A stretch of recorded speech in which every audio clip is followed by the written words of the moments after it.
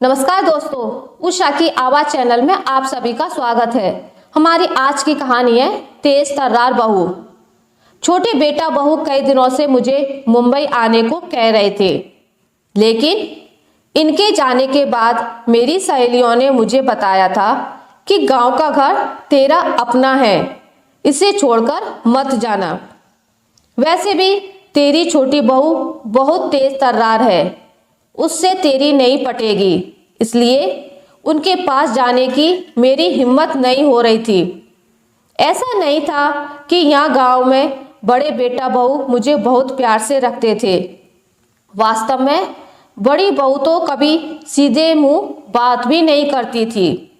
घर में उसके अलावा मेरा काम करने वाला कोई और ना होने से मजबूरन मुंह फुलाकर ही वो मेरा काम करती। फिर मैं भी सोचती कि चाहे मुंह फुलाकर ही सही, मेरा काम तो कर देती है ना, उतना ही काफी है। मन में समाधान तो करना ही होगा। ये घर मेरा है, इसलिए मैं अधिकार से इस घर में रह सकती हूँ। यही सब सोचकर मैं मुंबई जाने से कतरा रही थी।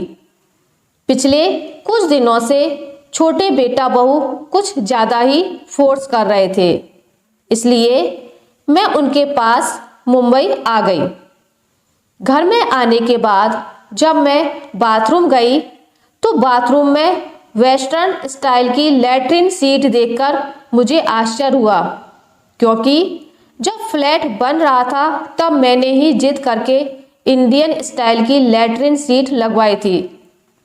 तब मुझे वेस्टर्न पैटर्न बिल्कुल नहीं सुहाता था, लेकिन अब घुटनों के ऑपरेशन के बाद तेज तर्रार बहू ने मेरी सुविधा का इतना ख्याल रखा, यह देखकर मन को एक सुखद एहसास हुआ। दूसरे दिन शाम की चाय के बाद सब लोग हॉल में बैठे थे तो छोटी बहू ने कहा, मम्मी जी चलिए हम सब मॉल में घूमने चलते हैं, आप तैयार हो जाइए। मैं क्या करूंगी मॉल जाकर? जो हम सब करेंगे वो आप भी करना। नहीं बेटा, मैं घर में ही ठीक हूँ, तुम सब लोग जाओ। आखिर आप हमारे साथ मॉल में क्यों नहीं आना चाहती?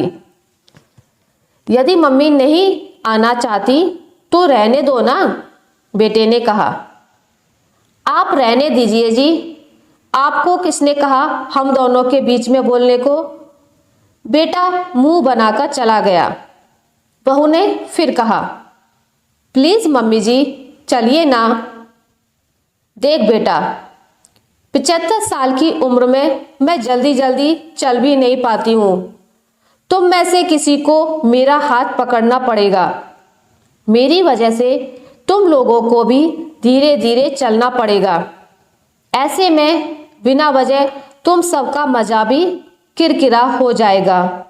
और मॉल में वो क्या बोलते हैं, एक्सीलेटर आदि पर चलना भी मुझे नहीं आता।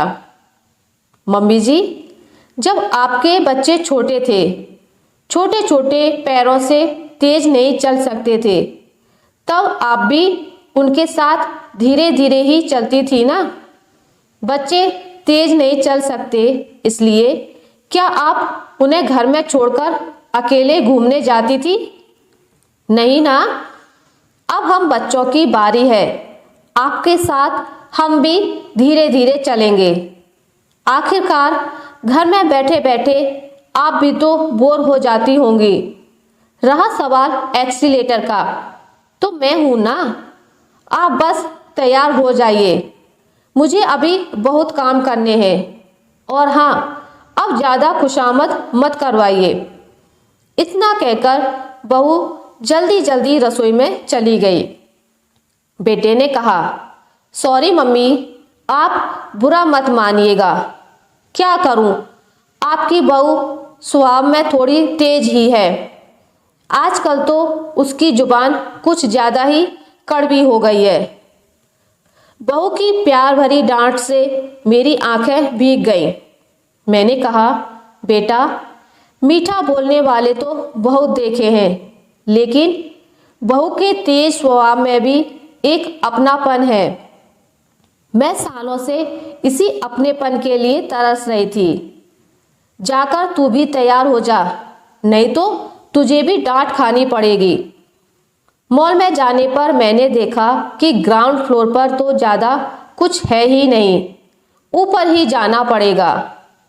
बहू रानी जिद करके मुझे मॉल में ले तो आई, लेकिन अब मैं एक्सीलेटर के ऊपर कैसे जाऊंगी? सब मुझे देखकर हंसेंगे, ये सोच सोचकर मैं परेशान हो रही थी।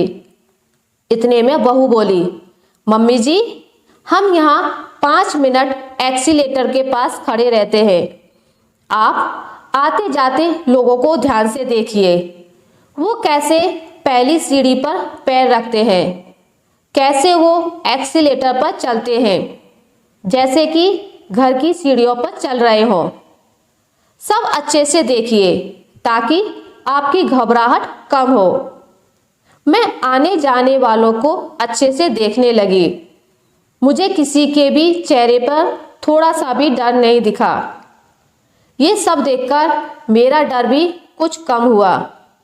फिर बहू ने कहा, मैं आपका हाथ पकड़कर रखूंगी, आप बिल्कुल ना घबराइए, मेरा हाथ पकड़कर रखिए। चलिए, क्या अब आप एक्सीलेटर पर चलने को तैयार हैं? हाँ, ठीक है। ऐसा कहकर मैंने बहू का हाथ कसकर पकड़ लिया। उस वक्त मुझे ऐसा लगा जैसे मैं एक बच्ची हूँ और वो मेरी माँ, जो अपने बच्चे का हाथ पकड़कर उसे एक्सीलेटर पर चलना सिखा रही है। जैसे ही हमने पहली सीढ़ी पर पैर रखा, मेरा बैलेंस थोड़ा सा बिगड़ा, लेकिन बहू का हाथ पकड़े हुए होने से जल्दी ही मैं संभल गई।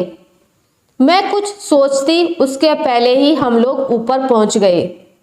जब भी मैं पिक्चरों में एक्सीलेटर देखती, तब हमेशा सोचती थी कि काश, क्या मैं भी कभी ऐसी सीढ़ियों पर चढ़ पाऊंगी? मुझ बुढ़िया को कौन ले जाएगा मॉल आदि में? मेरे साथ धीरे धीरे कौन चलेगा? आज मेरी तेज तर्रार बहू ने मेरा सपना पूरा कर दिया। मैं मन ही मन ईश्वर से प्रार्थना करने लगी कि काश ऐसी तेज तर्रार बहू ईश्वर सबको दे। आशा करती हूँ आपको मेरी आज की कहानी अच्छी लगी होगी। अगर आपको मेरी कहानी अच्छी लगी है तो इसे लाइक करें, ज़्यादा से ज़्यादा शेयर करें, और अगर आप मेरे चैनल पर नए हैं तो इसे सब्सक्राइब करना ना भूलें। मिलते हैं एक नई कहानी के साथ, तब तक के लिए नमस्कार।